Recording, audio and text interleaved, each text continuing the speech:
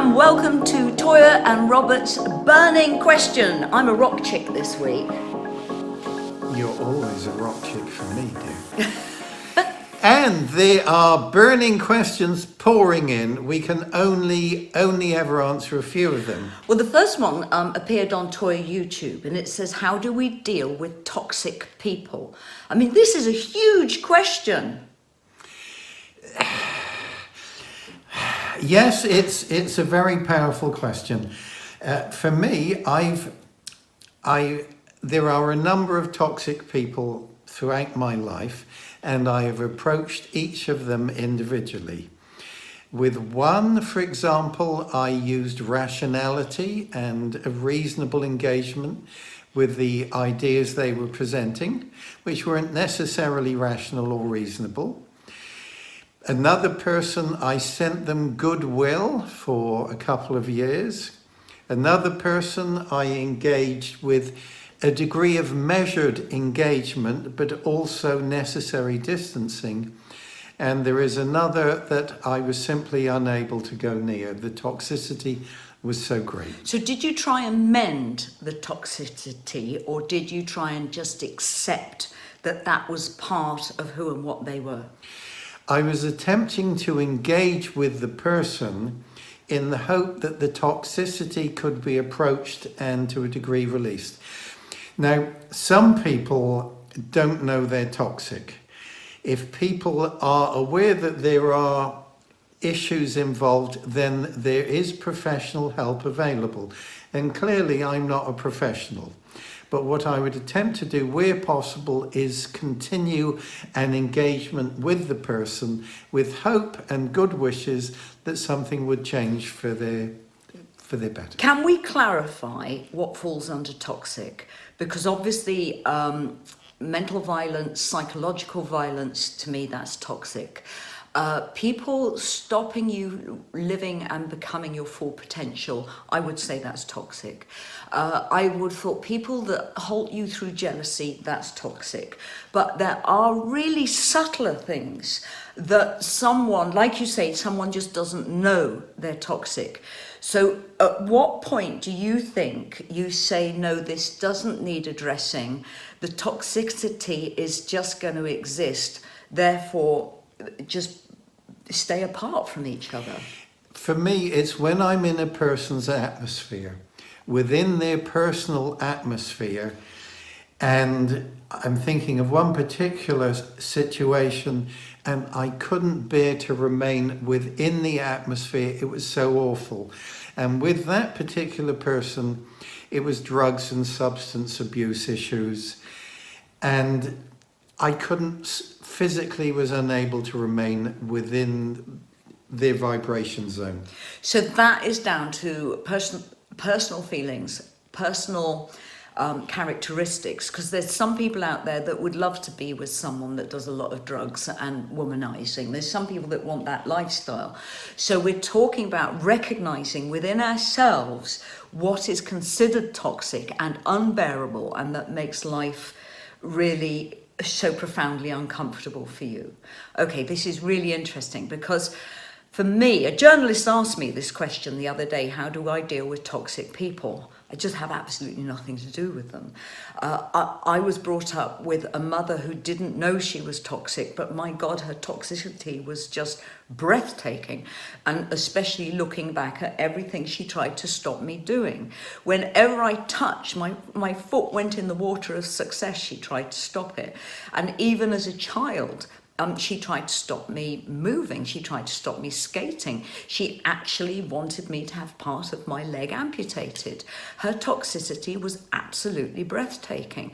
So for a journalist to ask me today, how do I deal with toxicity?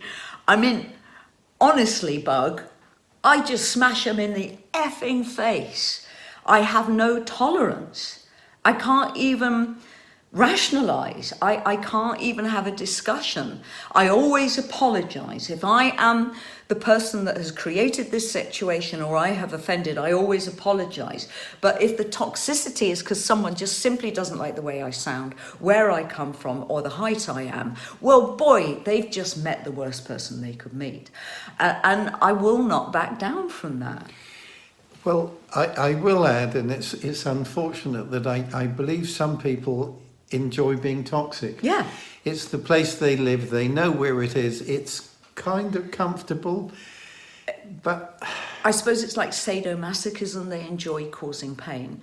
And luckily, I don't know any people like that. I definitely have done, but it's just made me incredibly, my self-belief is incredibly strong. So if toxicity comes in, I kind of blow it out the water, and I'm known for this. I'm known for not tolerating it. well, there we are. I don't know if that I've given the right answer. It is entirely legitimate to decline to engage with a person of high toxicity. Okay, so let's help the person who's asked this question, because I've given a very personal answer. You've given a very deep answer about your working conditions and how you deal with it. How would you recommend someone deals with toxicity? Because they could very well be in a situation where they can't walk away. I would say protect yourself. That's the beginning. You have to protect yourself. And only when you have that confidence that you can move forward, fine. Otherwise, protect yourself, and you may have to take a step back. But there is always help and professional help available. Trust yourself. If you feel this is a toxic situation, trust yourself. Don't be gaslit. Don't be told it's your problem, you need therapy. Trust your feelings, because we're all individual. Our experiences are utterly unique. In a way, you need to ask yourself the question, is this right? Is this wrong? And if you feel it's wrong, trust it. And I hope that you find a way of dealing with it. I don't always... I support you in everything you do, but when I see you dealing with toxicity, I'm saying, why are you feeding the beast? Don't give it attention, don't feed it. Life is precious, time is precious. Just put the block in. As a judo expert or a Kwatando, what do you study? Kickboxing? As a kickboxer would block the toxicity, just block it. This is what professional fighters do in the Olympics. You block the blow that is going to break your nose. You block the blow that's going to smash your teeth in. Just don't live with it. Block it. Be a warrior. All right. Okay, good. It's funny because it's a subject. I come from a background where I have had to physically defend myself so much, and to some extent still do today. So it's part of me that hasn't calmed down. It hasn't gone away with old age. I trust this in my wife, because my wife goes out into the world in professional contexts where from time to time she's vulnerable. And for me, I'm happy to know that if the wrong person looks at this little woman and thinks, they might a wiser act to begin and continue running. All right, lovey, let's move. I spend most of this behaviour is protecting you. That's another story. All right. Leslie Stevens, you say, will there be a remastered release of Lady or the Tiger? The quick answer is yes, it's currently underway. Now, the background to this is The Lady or the Tiger was a short story written by Frank R. Stockton that was published in a magazine in America in 1882. Now, Frank Stockton lived for a while at the Claymont Mansion, and at the time we recorded this, I was president of the Claymont Society, which had a children's school.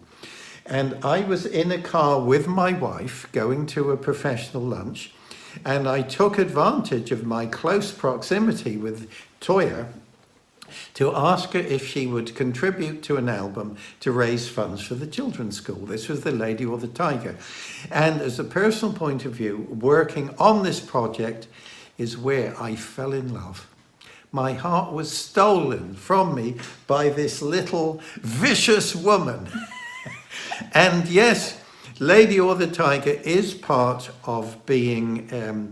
well, let's move to the next question. And Okay, it'll put it in context. Suzanne D. Corey, you say, where can one purchase a copy of Sunday All Over the World, Kneeling at the Shrine? They're fantastic albums.